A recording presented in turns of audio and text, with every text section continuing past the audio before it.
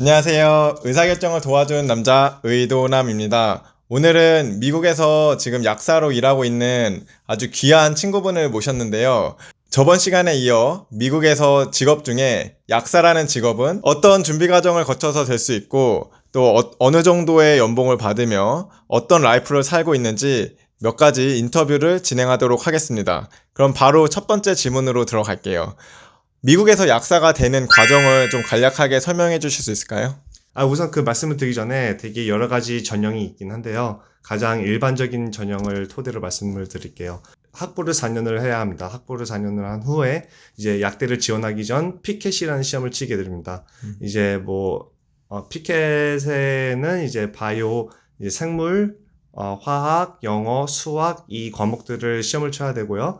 어느 정도 성적이 나왔다 싶으면은 이제 지원을 하게 되고, 이제 합격을 하게 된다면 약대에 4년을 하게 됩니다. 3년짜리도 있고 4년짜리도 있고 학교마다 다르긴 한데요. 이제 일반적인 전형을 말씀드렸을 때는 4년이 보편적인 전형입니다.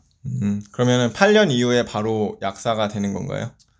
그것도 이제 좀 되게 여러 가지 방향으로 나뉘게 되는데요. 이제 바로 약사로 일할 수 있는 거는 8년 이후가 맞긴 한데, 이제 어떤 사람들은 레지던시를 하는 경우가 있을 수도 있는 거고, 펠로십을 하게 될 수도 있는 거고, 이제 사람들마다 다르긴 해요. 근데 이제 보편적으로 이제 라이센싱을 갖고 이제 내가 약사로서 그 책임감 갖고 이제 일할 수 있는 그거는 이제 8년이 맞는 거죠. 네. 그러면은 학부를 다닐 때는 전공이 좀 중요한가요? 전공이 아주 중요하다고 말씀드릴 수는 없지만은 그래도 이제 피켓 준비 과정 혹은 약대를 다닐 때 배우는 과목들을 이제 생활을 하시게 되면은 이제 아무래도 이과 종류의 전공을 갖는 것이 유리하다 이렇게 말씀을 드릴 수가 있고요. 물론 이제 비즈니스 전공, 이제 이코노믹스 전공, 여러 이제 히스토리도 있었고, 이제 제 주위에 여러 가지 전공을 할 수 있긴 하지만은 이제 아무래도 약대에 들어가서 혹은 피켓을 준비하는 과정에서 기초적인 이과 지식이 바탕이 되어야 잘 할 수 있다 이렇게 말씀드릴 수 있습니다. 혹시 그 한국에서 뭐 중학교, 고등학교를 나오고 대학교 때 미국으로 온 사람들이 영어가 아무래도 조금 부족할 것 같은데 영어의 중요성은 얼마나 아주 클까요? 높다고 할 수 있어요. 굉장히 높아요. 아무래도 약사라는 직업이 환자와 얘기하는 소통하는 그런 거를 많이 요구를 해요. 다른 이제 약사뿐만이 아닌 다른 직업군들과도 의사, 치과 의사 아니면은 간호사 되게 커뮤니케이션이 되게 중요해요. verbal communication 있을 수도 있고, 아니면 written communication 될 수도 있고, 굉장히 중요하고, 학교를 다니면서도 그거를 되게, 트레이닝을 많이 시키고, 예, 그래요. 그래서 굉장히 중요하다고 할 수 있어요. 네. 그리고 제가 가장 궁금했던 질문 중에 하나가 한국에서 온 사람들은 이제 뭐 학생 비자로 오는 사람들 많을 것 같은데 시민권이나 영주권 없이 이제 약대를 들어가는 경우에 어떤 식으로 비자를 발급받을 수 있고 어떤 식으로 취직이 가능한지 좀 궁금하거든요. 사실 제 주위에 그 시민권 같이 약대를 다녔던 혹은 선배 후배 아니면 주위에 이제 아는 약사 친구들을 보면은 시민권 아니면 항상 영주권이었어요. 그 제 주위에 학생 비자로 와가지고 미국에서 정착해서 살고 있다 이런 친구는 사실 못 봤고요. 그런 측면에서는 영주권과 시민권은 거의 필수로 요구를 한다 이렇게 생각하시면 될 것 같아요. 이제 물론 미국에서 이제 F1 비자로 와가지고 약대에 들어가서 졸업 후에 한국에서 제약회사를 다닌 친구들은 봤지만은 이제 졸업 후에도 미국에서 계속 지속적으로 이제 스폰서 받아가면서 하는 친구들은 제가 못 본 것 같아요. 그래가지고 아무래도 F1 비자 학생들은 좀 힘들지 않을까. 네, 예. 알겠습니다. 이거는 좀 다른 질문이긴 한데 의사랑 치과 의사도 비슷한가요? 어, 굉장히 비슷할 것 같아요. 우선 치과, 제 주위에는 이제 의사 친구들은 많이 없는데, 치과 의사 친구들은 많아요. 근데 주위에, F1 비자로 왔다가, 혹은, 신분 불체인 상황에서 왔다가, 치대를 이제 어떻게 될지 모르고 우선 들어가긴 했는데, 이제 졸업할 때쯤 되니까, 잡도 안 잡히고, 이제 좀 막막한 거예요. 그래서 그런 친구들은 이제 물론 결혼을 통해서 아니면은 다른 방법을 통해서 영주권이나 시민권을 취득하는 경우를 많이 봤고요. 그런 면에서 봤을 때 비슷하게 그냥 학생 비자로 왔을 때 졸업 후에 일하기가 쉽지가 않다. 만약에 F1 비자나 아니면 스폰서를 받고자 한다면 좀 힘들다. 이렇게 말씀드릴 수 있고요. 우선 의대는 제가 알기로는 시민권 없이는 거의 불가능하다고 알고 있어요. 그러니까 입학하는 것조차. 알겠습니다. 되게 들어가는 문이 빡세군요. 빡센다. 네, 알겠습니다.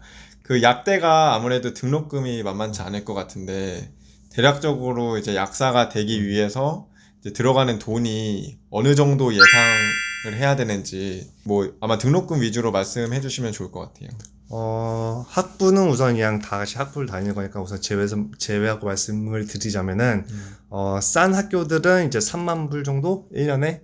3만 불? 그리고 비싼 학교는 6만 불까지 봤어요. 그래가지고 보통, 뭐, 사립들이 비싸니까 6만 불이 많고, 6만 불이 있고, 이제 국립학교들이 3만 불, 3만 5천. 저 같은 경우는 3만 5천 불이었고요, 학비가. 근데 이제 뭐 한 가지 말씀을 드리고 싶은 거는 의사랑은 좀 다르게 약사는 사실 크게 상관이 없습니다. 뭐 학벌 뭐 그런 거를 사실 그러니까 약사는 졸업하면 약사예요. 그러니까 혹시 그 약사를 준비하고 계시는 이제 학부생분들이나 아니면은 그런 친구들이 있으면은 한 가지 꼭 당부해서 말씀드리고 싶은 게 뭐 학교 네임밸류가 좋다고 해가지고 뭐 갈 필요가 없어요. 이게 그냥 싼 학교 졸업 후에 뭐 론이 제일 적게 생길 것 같은 학교를 고르는 게 제일 중요해요. 뭐 어디 학교를 나왔다고 해가지고 연봉을 더 받는다던가 그런 건 없어요. 알겠습니다. 그러면은 약사가 되기 위한 마지막 관문이 약사 라이센스 시험인데, 그거는 이제 약대 4년 끝나고 보는 거잖아요. 그렇죠. 뭐 혹시 떨어지는 사람도 있나요? 떨어지는 경우도 있긴 한데 웬만하면 붙어요. 모든 주가 기본적으로 시험이 두 개를 둘 다 패스를 해야 되는데, 하나는 이제 클리니컬이라고 해가지고 네이플렉스라는 시험이 있어요. 네이플렉스 시험은 이제 합격률이 한 85에서 90% 굉장히 높은 수준이고, 이제 두 번째 시험은 주마다 달라요. 왜냐면 법 시험이기 때문에 주마다 법이 다르기 때문에 다 다른 시험을 갖고 있고, 이제 캘리포니아 같은 경우는 CPGA라는 시험이 있습니다. 저는 이제 캘리포니아에서 일을 하고 있기 때문에 CPGA에 대해서 말씀을 드리자면은 패싱률이 한 70%? 70% 다른 주보다 살짝 낮은 축에 속합니다. 70% 정도 되고, 이제 그 시험 두 개를 패스를 한다면은 이제 라이센싱이 되는 거죠. 그럼 취업은 라이센스 따고 하는 건가요? 취업은 웬만하면은 한 95%는 졸업하기 전에 이제 뭐 리크루터가 오기도 하고 학교에 본인이 어디로 갈지는 다 정해놓은 상태에서 사실은 졸업을 해요. 이제 좀 본인이 가고 싶어하는 길이 되게 좁은 길이라던가 아니면 되게 힘든 거 아니면은 이제 웬만하면 다 정해진 상태에서 졸업을 해요. 근데 보통 그러면 대형 약국에 취직을 하는 건가요? 보통 그러니까 제일 많이 가는 이제 취업의 루트가 어디인가요? 예전 같은 뭐 한 5년, 10년 전만 해도 이제 한 대형 약국으로 가는 퍼센티지가 한 70%, 80%라고 했다라고 하면은 요즘은 좀 약간 그게 많이 줄어드는 추세예요. 요즘에는 자기 본인의 전문성을 살려서 병원을 가고 싶어하는 추세인 것 같아요. 그래가지고 요즘은 대형 약국이라고 해봐야 한 뭐 50%, 60%? 이제 나머지는 이제 병원을 가기도 하고 스페셜티 파머시를 가기도 하고 뭐 아카데미아도 있고 굉장히 많은 필드가 있는 것 같아요. 뭐 MTM이라는 필드도 있고. 그래서 그럼 연봉은 좀 어디가 제일 높다 이런 게 정해져 있나요? 보통은 되게 일반화하기는 쉽진 않지만은 보통 제 주위의 친구들이나 아니면 사람들 얘기 들어봤을 때는 그 리테일 그러니까 대형 약국에서 일하는 게 가장 센 것 같아요. 되게 아이러니한 게 이제 스페셜티나 아니면은 뭐 병원에서 일을 하게 되면은 레지던시도 해야 되고 공부 시간이 더 길어지긴 하는데 아이러니하게도 이제 리테일이 제일 센 것 같아요. 그래서 어느 정도인가요? 초봉이. 초봉 이제 그것도 이제 일반화 시켜서 말씀드리긴 어렵지만은 주마다 좀 다른 거죠. 주마다 굉장히 많이 달라요. 이제 캘리포니아 같은 경우는 제가 캘리포니아에서 일하고 있으니까 같은 경우는 이제 초봉을 말씀드리자면은 14만 불이라고 말씀을 드릴 수가 있어요. 근데 이게 다 14만 불이 아니고 이게 캘리포니아는 시간당으로 받기 때문에 이게 본인이 이제 14만 불이라고 하면 제가 40시간을 토대로 말씀을 드리는 거예요. 풀타임 40시간을 채웠을 때 한 14만 불 정도 초봉이. 근데 이제 시간당으로 하는 거니까 이제 30시간도 풀타임이거든요. 30시간에서 40시간만 채우면은 풀타임이에요. 그래가지고 30시간 일하는 경우도 있을 거고 이제 아니면은 뭐 40시간 이상 일을 해서 오버타임을 더 받는 경우도 있을 수도 있는 거고. 그래서 되게 뭐 그냥 베이스 페이라고 말씀드리면 14만 불 정도. 이제 뭐 다른 주 같은 경우는 뭐 12만 불, 11만 불, 11만 불, 뭐 3만 뭐 주마다 다 다르죠. 아무래도. 그러면은 캘리포니아가 다른 주보다는 비교적 높은 축에 속하는 거죠. 그렇죠. 굉장히 높은 편에 속하고 이제 다른 주 같은 경우는 연봉제로 받아요. 그 뭐 연봉제라고 하면 이제 딱 정해진 금액이 있고 이제 거기서 일하는 시간은 사실은 이제 약국에서 정해주는 거죠. 보통은 40시간 이상을 일하게 되는데 45시간, 50시간 정도가 되게 보편적인 것 같아요. 뉴욕에서 일하고 있는 친구들 얘기를 들어보자면은. 그러면은 대충 이제 약사로서 워크-라이프 밸런스가 어떤지 궁금하거든요. 뭐 업무 강도가 엄청 빡세다거나 아니면은 그래도 이제 자신이 조절할 수 있으니까 휴가 같은 것도 많이 갈 수 있고 이제 뭐 그런지 대충의 워크-라이프 밸런스가 어떠신가요? 예, 아까 말씀드렸다시피 캘리포니아는 이제 축복받은 주에서 일을 하고 있기 때문에 저 같은 경우는 이제 적게 일하고 싶으면 적게 일할 수 있고 많이 일하고 싶으면 많이 일할 수 있는 선택권이 있어서 워라밸이 되게 좋다고 말씀드릴 수가 있을 것 같아요.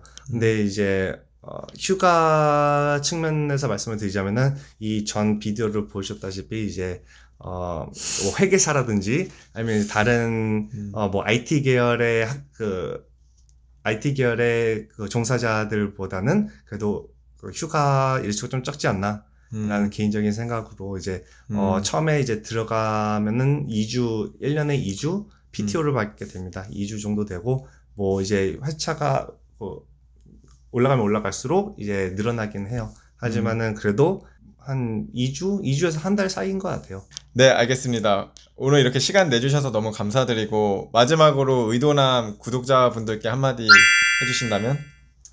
의도남 구독자 의도남 구독자 여러분 좋아요야 어떻게 해야 돼?